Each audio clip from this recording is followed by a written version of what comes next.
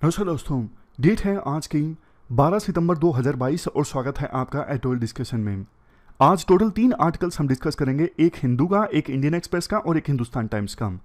सबसे पहले article discuss करेंगे इंडिया बांग्लादेश टाइज से संबंधित। पिछले हफ्ते भी हमने इंडिया बांग्लादेश रिलेशन से संबंधित एक आर्टिकल डिस्कस किया था, लेकिन वो बांग्लादेश की पीएम शेख हसीना की विजिट से पहले का आर्टिकल था, लेकिन ये विजिट की आउटकम को एनालाइज कर रहा है। दूसरा आर्टिकल नॉर्थ इंडिया और साउथ इंडिया के स्टेट्स के बीच डिफरेंस के बारे में, और सबसे लास्ट में इकोनॉमिक रिफॉर्म्स। क्या इकोनॉमिक रिफॉर्म्स अब लाने की आवश्यकता है देश को आगे ले जाने के लिए, डेवलप कंट्री बनाने के लिए। हम डिस्कशन स्टार्ट करें उससे पहले एथिक्स का एक जबरदस्त एग्जाम्पल, बेंगलोर का ये एग्जाम्पल है। देखो, ये डॉक्टर हैं जो भाग रहे हैं, आपको तस्वीर में दिख रहे हैं। बेंगलोर में आपको पता है सिचुएशन काफ़ी ख़राब है बारिश की वजह से, और ट्रैफिक अमूमन भी ख़राब ही रहता है बेंगलोर में। तो ना इनकी कार फंस गई, इनको एक सर्जरी परफॉर्म करनी थी। तो 3 किलोमीटर दूर था, लेकिन कार फंसी हुई थी, ट्रैफिक आगे मूव नहीं कर रहा था। तो ये सर्जरी परफॉर्म करने के लिए लेट हो रहे थे, ये कार से निकल के भागने लगे। कार दे दी अपने ड्राइवर को और 3 किलोमीटर तक लगातार भागते रहे सर्जरी परफॉर्म करने के लिए। तो देखो, अपनी ड्यूटी के प्रति डेडिकेशन का, पब्लिक सर्विस के प्रति डेडिकेशन का बहुत ज़बरदस्त एग्जाम्पल है। आपको याद होगा एक और भी बहुत अच्छा एग्जाम्पल हमने डिस्कस किया था टीचर का। जैसे लैंडस्लाइड की वजह से उनका स्कूल का जो रास्ता है पूरी तरह से ब्लॉक हो गया था, लेकिन उस टीचर ने एक भी दिन छुट्टी नहीं की ताकि बच्चों की पढ़ाई खराब ना हो। उन्होंने पहाड़ को पार किया एक काफ़ी कठिन रास्ते से अपने स्कूल पहुंचने के लिए। तो ये देखो, वो लोग हैं जो एक्स्ट्रा माइल जाते हैं पब्लिक सर्विस प्रोवाइड करने के लिए। आमतौर पर बहुत से ब्यूरोक्रेट्स आपने देखे होंगे, बहुत से गवर्नमेंट ऑफिशियल्स आपने देखे होंगे जिनका रवैया इस प्रकार से होता है, आज नहीं है कल आना, आज टाइम नहीं है। मतलब बहुत से देखो अच्छे भी होते हैं जो मजबूरी समझते हैं कि कोई ये जो पर्सन है जिसको पब्लिक सर्विस प्रोवाइड की जा रही है बहुत दूर से आया है, वो कल नहीं आ सकता, उसका पूरा दिन खराब हो रहा है, उसको वेजेस का भी नुकसान हो रहा है। कुछ गवर्नमेंट ऑफिशियल्स इस बात को समझते हैं, लेकिन कुछ बिल्कुल भी नहीं समझते हैं।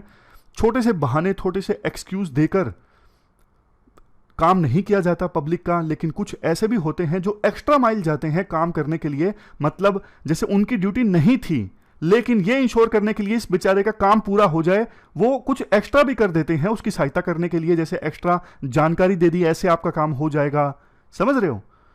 तो यही एटीट्यूड आपका भी होना चाहिए एज ए एस्पायरेंट। तो चलिए डिस्कशन स्टार्ट करते हैं। फर्स्ट इंपोर्टेंट आर्टिकल इंडिया और बांग्लादेश रिलेशंस से संबंधित है। आप जीएस पेपर सेकंड के इस टॉपिक से आर्टिकल को रिलेट कर सकते हो। क्या कंटेस्ट है? देखो, 5 सितंबर को बांग्लादेश की प्रधानमंत्री शेख हसीना भारत की यात्रा पर आई थी और 8 सितंबर को उनकी यात्रा खत्म हुई। इस यात्रा से पहले उन्होंने एक इंटरव्यू दिया था बांग्लादेश में, जिसमें उन्होंने कहा कि इंडिया और बांग्लादेश के बीच में आज के समय में एक स्पेशल बॉन्डिंग है। जहां देखो, इंडिया ने बांग्लादेश की मदद की थी पाकिस्तान से आज़ादी दिलवाने में। दूसरी तरफ 2009 के बाद से ही, जब से शेख हसीना की सरकार आई है बांग्लादेश में, वहां पर अब इंडिया के अगेंस्ट इंसर्जेंट कैंप्स नहीं चलते, इंसर्जेंट एक्टिविटीज़ नहीं होती, क्योंकि बांग्लादेश की सरकार ने इंडिया की मदद की इस इशू पर, और इंडिया के खिलाफ वायलेंस फैलाने की मंशा रखने वाले जो कैंप्स चलते थे इंसर्जेंट्स के, वो ख़त्म कर दिए, वो डिस्ट्रॉय कर दिए। वैसे देखो, शेख हसीना का यह भी मानना है इंडिया के लिए उनके मन में स्पेशल प्लेस इसलिए है क्योंकि बांग्लादेश जब सबसे बुरे दौर से गुजर रहा था, बांग्लादेश के जो फाउंडिंग फादर है ना, शेख मुजीबुर रहमान, इनका परिवार समेत असैसिनेशन हो गया था। ये शेख हसीना के फादर हैं और बांग्लादेश के भी फाउंडिंग फादर हैं। उस समय शेख हसीना जर्मनी में थी जब इनके पूरे परिवार का असैसिनेशन हो गया।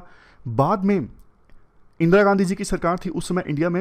इंदिरा गांधी ने इनको, यानी शेख हसीना को, भारत में एसाइलम दिया, यानी कि शरण दी। इनकी पार्टी के लीडर्स बांग्लादेश से इंडिया में आया करते थे इनसे मिलने के लिए। मतलब उस समय मुश्किल भरे दौर में इंडिया ने इनको तमाम तरह की सपोर्ट प्रोवाइड की। इसीलिए इनके मन में इंडिया के लिए एक अलग से अफेक्शन है। ये भी एक मेन रीज़न है जिसकी वजह से जब से ये सत्ता में आई हैं, दोनों देशों की गवर्नमेंट्स के बीच रिश्ते बहुत इंप्रूव हुए हैं। जैसे देखो, मान लीजिए ये इंडिया है, ये बांग्लादेश है।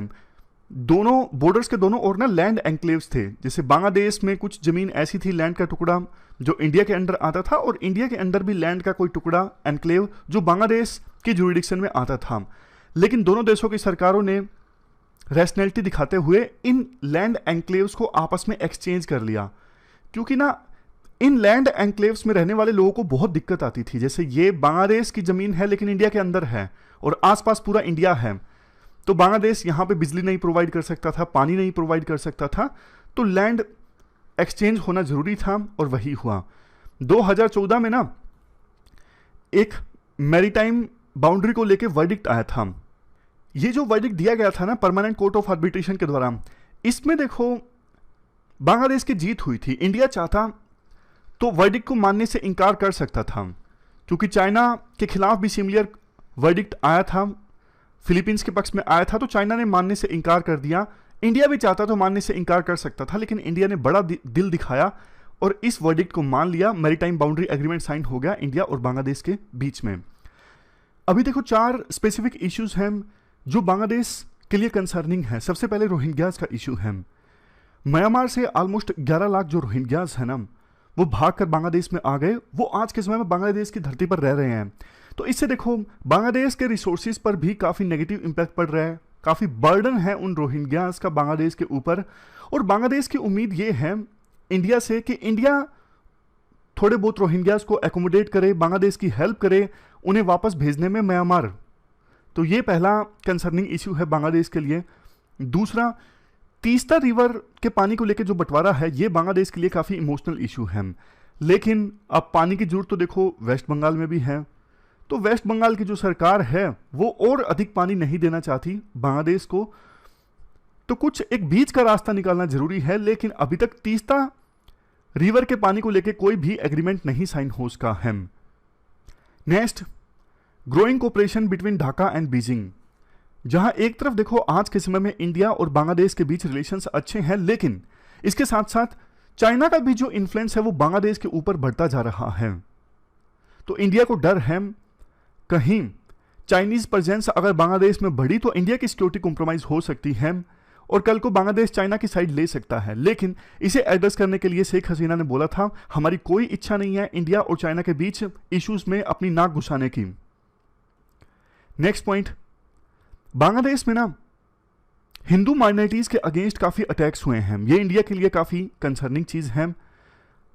कोशिश तो कर रही है, आज की बांग्लादेश की जो सरकार है ना वो सेकुलर है और बांग्लादेश की सरकार कोशिश भी कर रही है इन अटैक्स को रोका जाए। बांग्लादेश का कहना है देखो माइनॉरिटीज के अगेंस्ट, मुस्लिम माइनॉरिटीज के अगेंस्ट तो इंसिडेंट्स इंडिया में भी होते हैं, लेकिन दोनों देश ये प्रयास करते हैं माइनॉरिटीज के अगेंस्ट इंसिडेंट्स कम से कम हो ना हो। तो ये 4 स्पेसिफिक इश्यूज हैं जो बांग्लादेश के लिए कंसर्निंग है।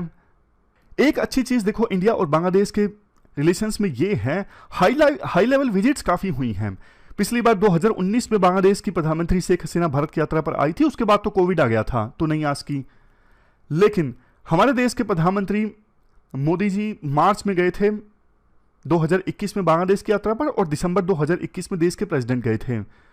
अब दोनों देशों के बीच में रिश्ते इसलिए भी स्पेशल हैं क्योंकि बर्थ एनिवर्सरी थी हाल ही में बांग्लादेश के फाउंडिंग फादर शेख मुजीबुर रहमान की। 50 साल पूरे हो चुके हैं, दोनों देशों के बीच डिप्लोमेटिक रिलेशंस एस्टैब्लिश हुए और 2021 में बांग्लादेश को आज़ादी मिले 50 साल पूरे हो गए थे। तो 2021 का साल काफ़ी इंपॉर्टेंट था इस सब लिहाज से। 100 साल पूरे हो गए थे शेख मुजीबुर रहमान जो फाउंडिंग फादर है बांग्लादेश के, उनका जन्म हुए, 50 साल पूरे हो गए थे, डिप्लोमेटिक रिलेशंस एस्टैब्लिश हुए पिछले साल और आज़ादी मिले भी बांग्लादेश को 50 साल पूरे हो गए थे। तो ये जो हाई लेवल विजिट्स है ना ये रिश्तों को और ज़्यादा मजबूत बनाती हैं।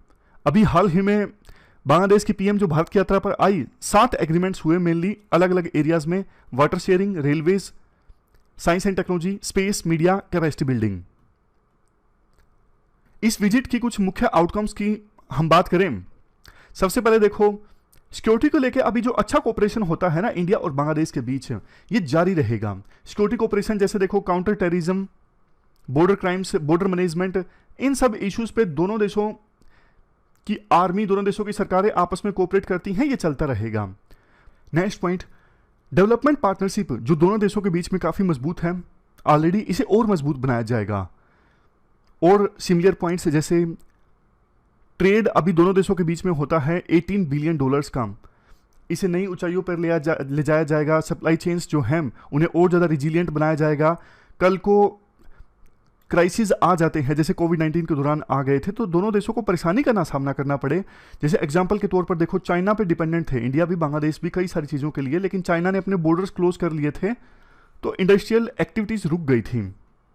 Next point, comprehensive economic partnership agreement, इसके लिए नेगोशिएशंस स्टार्ट हो चुकी हैं और उम्मीद ये है 2020 ये वो साल है जब देखो बांग्लादेश से लीस्ट डेवलप कंट्री का स्टेटस छिन जाएगा। और इससे पहले अगर सेपा यानी comprehensive economic partnership agreement sign हो जाता है इंडिया और बांग्लादेश के बीच, तो ट्रेड और भी ज़्यादा बूस्ट हो जाएगा।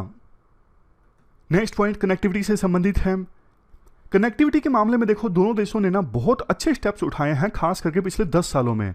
अभी बांग्लादेश और इंडिया के बीच में बस सर्विस है, रेल सर्विस है, स्कोप और भी ज़्यादा है नई नई रेल्स चलाने का, मतलब नई लाइन बिछाने का, ट्रेन्स चलाने का। रोड कनेक्टिविटी और इंप्रूव की जा सकती है, inland waterways, coastal shipping linkages, इनका भी स्कोप है। यही कहा जाता है आर्टिकल में, कनेक्टिविटी के मामले में इंप्रेसिव सक्सेस रजिस्टर की गई है पिछले 10 सालों में, इन्हें भी नई हाइट्स तक ले जाया जा सकता है, मतलब कनेक्टिविटी और ज़्यादा बूस्ट की जा सकती है। इस विजिट के दौरान जॉइंट एग्रीमेंट में देखो ये भी डिसाइड हुआ कि इंडिया मदद करेगा बांग्लादेश की स्टार्टअप्स के थ्रू इनोवेशन लाने में। हमारे देश में आपको पता है स्टार्टअप्स काफ़ी सारी इनोवेशन लेके आए हैं, 100 से ज़्यादा स्टार्टअप्स अब यूनिकॉर्न हो चुके हैं, यानी उनकी वैल्यूएशन $1 बिलियन से ज़्यादा हो चुकी है। तो इस मामले में इंडिया बांग्लादेश की मदद कर सकता है। लॉजिस्टिक्स अब इस्टाब्लिश कर दिए गए हैं इंडिया, नेपाल, भूटान और बांग्लादेश में, ताकि ये 4 देश आपस में मिलकर पावर ट्रेड कर सकें। मतलब इस प्रकार से ग्रिड इंफ्रास्ट्रक्चर इस्टाब्लिश किया गया है कि कोई भी देश जैसे नेपाल से बांग्लादेश अगर पावर परचेज करना चाहता है ना तो कर सकता है इंडिया के थ्रू, हालांकि दोनों का आपस में बॉर्डर नहीं मिलता है। इसके बाद नेक्स्ट पॉइंट, रोहिंग्यास को लेकर देखो साफ साफ तो कोई बात नहीं बोली गई, लेकिन इंडिया ने ना बांग्लादेश की तारीफ करी कि आपने काफी उदारता दिखाई है इतने सारे रोहिंग्यास को शरण देने में। इंडिया ने बांग्लादेश को एश्योरेंस दिया कि हम आपकी ना मटेरियल असिस्टेंस करेंगे, पैसों से। हम फोर्स तो नहीं कर सकते म्यांमार को कि आप रोहिंग्यास को वापस लो, लेकिन ये बात सच है आपने काफ़ी रोहिंग्यास को जगह दी है, आप काफ़ी उदार हो, हम आपको पैसों की मदद देंगे ताकि आपके रिसोर्सिस पर जो बर्डन पड़ रहा है ना कम से कम उसे कम किया जा सके। तो ये काफ़ी अच्छी चीज़ है। तीस्ता को लेकर कोई एग्रीमेंट साइन नहीं हुआ और उम्मीद भी नहीं थी, क्योंकि वेस्ट बंगाल मान नहीं रहा है, क्योंकि वेस्ट बंगाल में 3 डिस्ट्रिक्ट्स के किसानों के हित भी प्रभावित होते हैं तीस्ता रिवर का पानी बांग्लादेश को देने से।